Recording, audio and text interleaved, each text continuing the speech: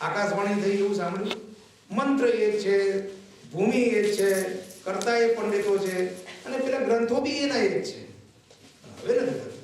એનો મતલબ એ નથી કે એ ક્રિયા ખોટી છે, કે પહેલા બધું થતું હતું એવું બગડ્યું. એના માટે શું બતાવ્યું છે કે જે યજ્ઞ કરે છે એ શુદ્ધ સાત્વિક અને કર્મિષ્ઠ હોય. જે ભૂમિના ઉપર યજ્ઞ થાય છે એ પણ શુદ્ધ સાત્વિક પવિત્ર કાલગ્રંથ પવિત્ર હોવું જોઈએ. તો આ બધુંનું, કેમ કે ભગવદ્ ગીતા કહે છે કે કલિકાળનો જે જીવ છે કર્મથી અને યોગથી ભ્રષ્ટ છે અને ચ્યુત છે, પડેલો છે, એટલે કર્મકાંડ કરે તો કર્મકાંડ નો ફલિત થાય. આંશિક ફળ પ્રાપ્ત થાય આપણને, પણ જે 100% જે પહેલા મળતું હતું એક માસ એ ન થાય. બરાબર? એના પછી દ્વાપર નો અંત અને કલિયુગનો પ્રથમ ચરણ, ભગવાન કૃષ્ણનું પ્રાગટ્ય. જ્યારે ભગવાને કીધું કે આ બધા માર્ગો સર્વમાર્ગેષુ નષ્ટેષુ કલૌ ચ ખલધર્મણી, તો શું કરવું જોઈએ?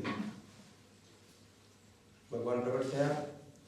અનુગ્રહાય ભક્તાનામ માનુષમ દેહમાસ્તિતો ભજતે તાદૃશી ક્રીડાય અશોત્તા તત્પરો ભવે. શ્રીમદ્ ભાગવતનું છે.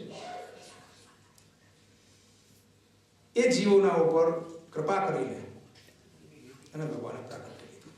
આનાથી પૂર્વ જે આપણે આજે મનોરથ છે દ્વાદશ નિકુંજનો, તો આની રચના તો ભગવાનને જ્યારે પ્રગટ થવાની ઈચ્છા થાય છે ત્યારે દિવ્ય ભૂમિનું સર્જન થાય છે. દિવ્ય ભૂમિનું સર્જન થાય છે, પછી દિવ્ય જીવોનું સર્જન કરે છે. પોતાને રમણ કરવા માટે દિવ્ય જીવોને એ લોકો મોકલે છે અને પછી ભગવાન સ્વયં પ્રગટ થાય છે.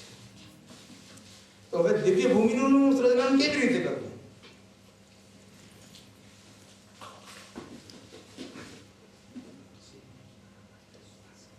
શ્રી યમુનાજી ગૌલોકમાં બિરાજતા હતા.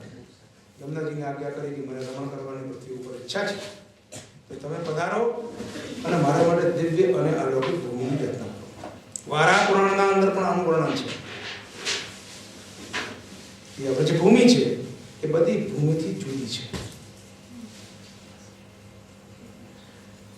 કલિંદગિરી મસ્તકે પતત મંદપૂર્વોજ્વલા વિલાસ ગમનોન્નસત પ્રગટ ગંડ શૈલોન્નતાય, બહુ જ ઉમંગથી શ્રી યમુનાજી પધારે છે અને સાથે સાથે સ્વર્ગ, વૈકુંઠ અને ગૌલોક આ ત્રણેયનું ઐશ્વર્ય લઈને પધારે છે. દિવ્ય અને અલૌકિક નવદા ભક્તિની નવકુંજો છે. દિવ્ય અને અલૌકિક ભૂમિનું સર્જન છે. આ કીધું બ્રહ્માદિકને આ જે ભૂમિ શ્રી બ્રહ્માદિકને દુર્લભ. કેમ કે જે દેવતાઓ છે એનો વાસ સ્વર્ગથી વૈકુંઠ સુધી છે. અને આ શું છે? ગૌલોક, એમનું નિજધામ. ભાગવત કથાના અંદર, મહાભારતના અંદર, રામાયણ તો આના ભૂમિનું વર્ણન એટલું નથી, પણ શ્રીમદ ભાગવતના અંદર તો વ્યવસ્થિત એનું વર્ણન છે. શંકર ભગવાન પણ પધાર્યા રાસ્તા અંદર, રાસ જોવાનું હતું એને બધું નહીં. અહીંયા તો ગોપીઓના સિવાય, પછી ભક્ત સિવાય કોઈ એન્ટ્રી નથી. સખી ભેદ ધર્યું અને સખી ભેદ ધરીને પછી રાસનું દર્શન કર્યું છે. બ્રહ્માજીનો પણ છે, લાંબી બહુ થઈ જશે, આપણે પોઈન્ટ બધા શું કરી દઈશું. જેટલા પણ દેવતાઓ જ્યારે પણ આવ્યા તો એનો પ્રવેશ ત્યાં ન થયો. તો શ્રી યમુનાજીએ દિવ્ય અને અલૌકિક ભૂમિની રચના કરી. સ્તુતિરૂપા, ઋષિરૂપા, અગ્નિકુમારિકા, નિત્યસિદ્ધા, આ બધા વેદની ઋચાઓ એ બધાનું ઉપર જે ભક્તોના સ્વરૂપમાં પ્રાગટ્ય થયું. અને પછી ભગવાન સ્વયં પ્રગટ. અનુગ્રહાય ભક્તાના, એ બધા વેદની ઋચાઓ એમને પણ ભગવાનને કીધું કે ભાઈ અમને આ સુખ ક્યારે પ્રાપ્ત થશે? હું જ્યારે કૃષ્ણ અવતાર લઈશ ત્યારે જે પણ ભગવાનનું રસાત્મક સ્વરૂપ અને રસાત્મક લીલાનું આસ્વાદનના ઈચ્છિત ભક્તો હતા, એ બધા ભક્તોના માટે ભગવાને પૃથ્વીના ઉપર અવતાર લીધો. અને એ કેવા કે કોઈ કર્મ ન કરી શકે. વૈદિક અને શાસ્ત્રોક્ત જે બતાવે કુછ નહીં. શું? ભગવાનના સાથે પ્રેમ, ભગવાનનું તત્સુખનું વિચાર, ભગવાન હમારાથી કેમ પ્રસન્ન થઈને સંતુષ્ટ થાય એના સિવાય એને કોઈ બીજી આવશ્યકતા નથી. તો એ બધા પ્રગટ થયા અને એટલા જ માટે એમ સમજો કે આ ક્રમ જે અનુગ્રહાય જીવો છે એનો ક્રમ ક્યારે પણ રૂકતો નથી. આપણે વૈષ્ણવો છીએ ને એ જ ભક્તોનો સ્વરૂપ છે. અંગીકૃતૈવ ગોપીસ વલ્લભીકૃત માનવ. જેટલા પણ હોય એટલે મેં કીધું ને કોઈના દોષ નહીં દેવાની, ટીકા ટિપ્પણી નહીં કરવાની. વૈષ્ણવ ઠાકોરજીને એને શું લીલા કરવી હોય, શું ઈચ્છા હોય, કેટલા જન્મ લેવાય, કેટલો અંતર કરવો હોય એને એટલે માટે એની બુદ્ધિ એવી થઈ કે તમે શું કામ ખોટી માતા કરો. बुरा जो देखन मैं चला बुरा न मिलिया कोई, जो दिल खोजा आपना तो मुझसे बुरा न कोई. હે આપણે આપણા તરફ કોઈ નથી જોતા. અને જેથી આપણું જોયું છે ને ભાઈ આપણે એનું કીધું પેલાય આમ કર્યું, પેલાય આમ કર્યું, પેલાય આમ કર્યું, પણ તે શું કર્યું એ કોઈ વિચાર્યું નથી. જે વિચારવાનું છે એ બી નથી વિચારતા. તો પછી કેવી રીતે થાય? તો આપણું જે છે ને એ પણ બધું ચૂકાઈ જાય છે અને ભૂલાઈ જાય છે અને ઉલટાનું શું પતન ના માટે જતા રહે છે આપણે. તો અહીંયા હવે આપણે જોઈએ કે પુષ્ટિ માર્ગનો જે ફળ છે એ કેવી રીતે પ્રાપ્ત થાય. મૂળ વાત પર આવી તો પુષ્ટિ માર્ગનો ફળ એક શ્રી યમુનાજી અને બીજા શ્રી મહાપ્રભુજી. એ બંનેનું સ્વરૂપ અને બંનેના અંદર ઐશ્વર્ય એક જ જેવા છે. શ્રી યમુનાજીના અંદર પણ ઠાકોરજીના એટલા ઐશ્વર્ય છે અને શ્રી મહાપ્રભુજીના અંદર પણ ઠાકોરજીના એટલા ઐશ્વર્ય છે, કેમ કે એમના મુખારવિંદથી ઉત્પન્ન છે. શ્રી યમુનાજીના અંદર કેમ કે યમુનાજીના અંદર પુષ્ટિસ્થ લીલા કરવી હતી એટલે સદગુણ એમાં સ્થાપિત કરી દીધા. એમાં બી એટલા જ ઐશ્વર્ય છે.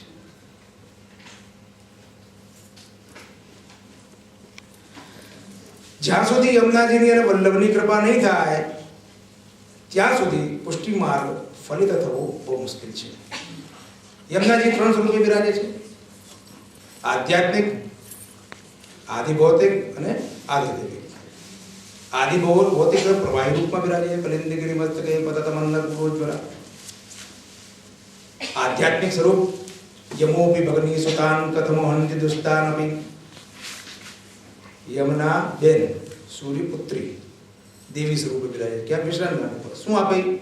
પ્રિયો ભવ નજાતો યમયાતના ભવતિ તે પયપાનત. જો કેટલા કૃપાળુ છે. નમોસ્તુ યમને સદા તવ ચરિત્યમત્યદ્ભુતમ. શું એવું અદ્ભુત ચરિત્ર યમુનાજીનું શું છે? ભાઈ જેટલા બી દેવતાઓ છે એની ઉપાસના કરો, આ કરો, સિદ્ધિ કરો, મંત્ર જપ કરો, તપ કરો, આ કરો, ત્યારે તમને એની કૃપા પ્રાપ્ત થાય. પણ આણે શું કીધું કે ફક્ત મારો પાન કરી લે તો યમની યાતનાથી મુક્તિ મળી જાય. બોલો, એ ભલે કેવો પણ પતિતમાં પતિત જીવ છે, પણ મારો ફક્ત પાન કરી લે. સ્નાન કરે તો જુદી વાત, પણ પાન પણ કરી લે ને જાણીને કે અંજાણમાં, તો યમની યાતનાથી દૂર થઈ જાય. હવે કેટલી બધી એની કૃપા.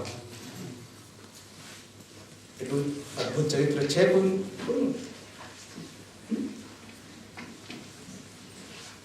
ઠાકોરજીએ વેણુનાટ કર્યો, વ્રજભક્તો પધાર્યા, જેટલા વ્રજભક્તો હતા એટલા સ્વરૂપો ધર્યા.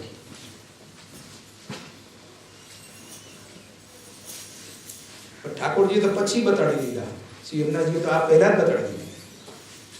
તવ ચરિત્યમત્યદ્ભુતમ. કેવી રીતે બતાવી દીધી?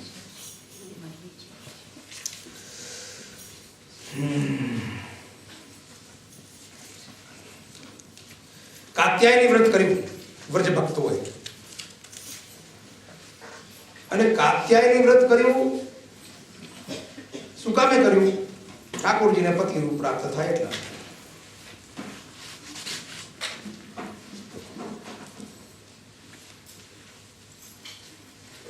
યમુનાજી પ્રસન્ન થયા અને બધી ગોપીઓને કીધું કે હું બહુ પ્રસન્ન છું, તને જે કંઈ માંગવું હોય એ માંગો. તમે કીધું કે તમને જે જોઈએ એ તમે આપશો? અને હા, જરૂર આપીશ. તો ઠાકોરજી મને તમારા જેમ પતિ રૂપ જોઈએ. યમુનાજી એકદમ ચકિત થઈ ગયા કે આ કેવું આ તો બહુ મુશ્કેલ છે. તો અશક્ય છે. કેમ અશક્ય છે? કે સ્વામી સિવાય કોઈના સાથે રમણ કરતા જ નથી ઠાકોરજી. તો એ તો અશક્ય છે. બીજું તો જોઈએ હું તને આપું. તમે નથી આપી શકતા તો સારું, અમે અમારા ઘરે, તમે તમારા ઘરે. અને વ્રજવાસીઓ તો આખા બોલા બહુ હોય અને કાંઈ જરાય ન પડી હોય કોઈ.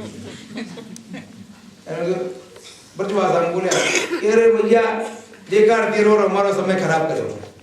जब तुम्हें ताकत ही नहीं आती तो काहे कोई सब बाहर में तेरो जगत में गुण तेरो प्रख्यात कियो. अरे सुका में आप करी खोटी एडवर्टाइज करी राखी वाली છે ને આ છે તે છે. ચલો કાઈ વાંધો દંડવટ કઈ નહીં તો ચાલતા. એને કીધું ઉઠેરો ઠેરો